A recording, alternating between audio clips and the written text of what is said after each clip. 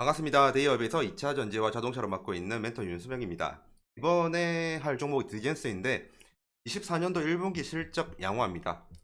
전방산업이 완성차의 1분기 호조가 있었기 때문에 가능한 거고요. 그리고 당연히 전방산업은 완성차 내에서도 하이브리드 그리고 내연기관 쪽입니다. 전기차 쪽은 아닙니다.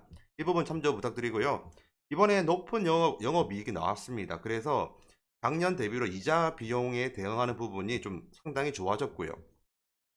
요약을 하자면 영업이익은 높은데 이자 비용은 원래 그대로였거든요. 근데 높은 영업이익으로 이자 비용을 수월하게 대응할 수 있다. 이렇게 받아들이면 될 것 같습니다. 그러면 디젠스의 24년도 1분기 실적 한번 보도록 할게요.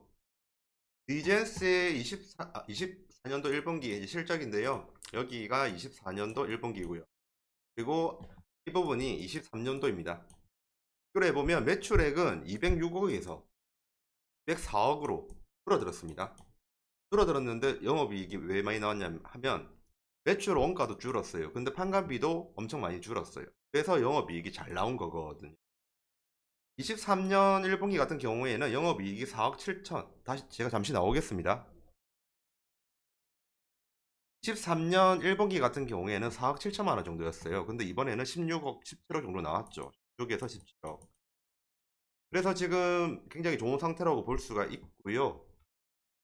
이 부분에서 제가 조금 따로 설명드릴게요.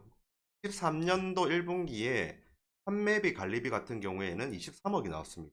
근데 이번 연도 1분기는 18억 정도 나왔죠. 무려 한 6억 정도 줄였고요. 그리고 매출 원가도 대략적으로 10억 가깝게 줄였거든요. 그렇기 때문에 영업이익이 이렇게 크게 나온 거잖아요. 그죠? 근데 이렇게 매출 원가와 그리고 판관비를 잘 줄였다는 부분이 무슨 말이냐고 하면 한마디로 요약을 해볼게요. 잘 치겠습니다.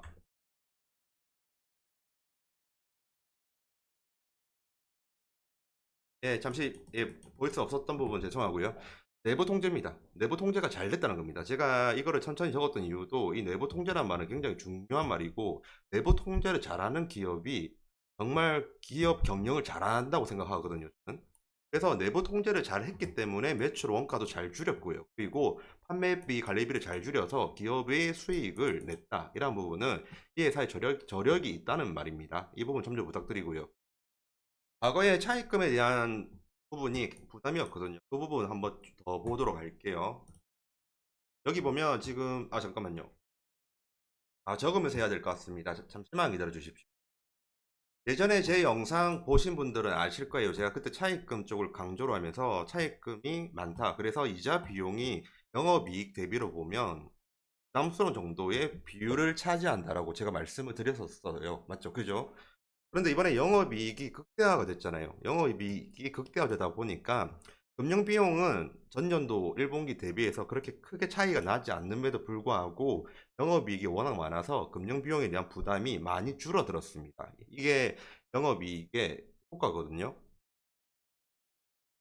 이러한 24년도 1분기 실적이 영업이익만 잘 나온 게 아니라 이제 모든 부분에서 연쇄적으로 좀 좋아 보인다 이런 부분이 있기 때문에 오늘 주가가 한 4% 정도 올라간 부분도 있고요. 그리고 이렇게 영업 실적이 잘 나오면 저평가 업체 입장에서는 좋습니다. 왜냐하면 기업의 가치가 조금 더 올라가거든요. 비즈니스에 대한 기업의 가치는 제가 저번 영상 때 설명을 드렸고요. 그리고 참조해 주시면 됩니다. 어쨌든 DNS는 좀 저평가 업체이고 이번에 영업이익이 더 받으면서 영업이익을 더 거두면서 기업의 가치는 좀 더 올라갔다고 보면 되고요. 이런 상태에서 잠시 중간 점검 차원에서 차트 좀 보도록 할게요. 지금 전반적으로 매물대는 지금 파란 선에 다 들어가 있죠. 그리고 지금 매물대 갓 진입한 상태입니다. 그리고 최고 매물대가 있는 첫 선은 1150원부터거든요. 그럼 1150원대가 가장 저항을 많이 받을 것 같은데 이제 그 전에 우선 장기 이평선 부분에서도 약간의 저항은 있을 것 같아요. 여기서 24년도 1분기 실적이 좋았죠. 그래서 오늘의 이제 차트가 이쁘게 이제 올라갔고요. 그 상황에서 선 61선은 돌파를 하려고 하는 모습입니다. 완벽하게 돌파할지는 좀 시간 봐서 더 봐야 되겠지만 그 위에 121선 돌파하는 부분도 그러면 상승 모멘텀이 좀 필요한 부분이 있거든요. 그래서 오늘 상승 모멘텀 여부를 확인하는 시간을 가지도록 하겠습니다. 해당 종목 혹은 해당 회사의 미래가 좋은지 안 좋은지 보려면 가장 좋은 방법 중에 하나가 전방 산업을 한번 확인해 보면 됩니다. 우선 디젠스 같은 경우에 전방 산업이 한국 GM이거든요. 정확하게 이야기를 하면 확대할게요. 한국 GM 그리고 르노 코리아, 비싼 트레이딩 이렇게 있습니다. 대부분의 판매는 한국 GM에 비키겠습니다. 대부분의 판매는 한국 GM으로 가고요. 그리고 르노 코리아 같은 경우에는 지금 현재 르노 코리아 자체의 생산량이 너무 없어요. 그래서 지금 절차 부심을 하고 있는데 이 부분은 제가 나중에 말씀드릴게요. 저는 한국 GM 위주로 보고요. 한국 GM 위주로 보면 젠스의 미래가 보입니다. 그래서 기사를 가지고 왔습니다. 한국 GM 현재 4월 달에만 44,426대를 판매를 했다고 하죠. 무려 이달 22달 연속으로 전년 대비 증가하는 계속 증가하는 추세입니다. 그렇게 생각하면 되고요. 특히 좀 확대할게요. 조금만 더 할게요.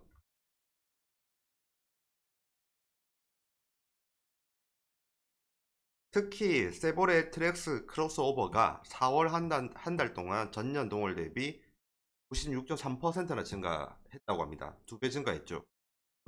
죄송합니다. 26,134대가 해외 시장에서 판매가 되었고 실적을 견인했는데 내수도 잘 판매했습니다. 한국 GM 4월 내수 판매는 1,297대입니다.